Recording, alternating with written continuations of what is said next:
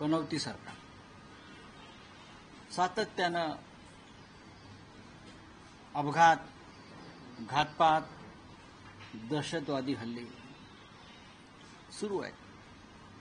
Operation सिंदूर झालं, त्यात पुंछला 17 लोक मारले गेले. त्याच्या आधी पहलगाम झालं, त्यात 26 महिलांचं सिंदूर पुसलं, उजाडलं. अहमदाबादला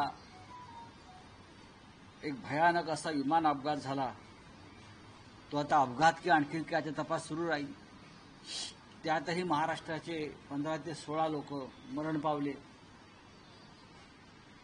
काल 2 दुर्घटना घडल्या. मालवणच्या राजकोट किल्ल्यावर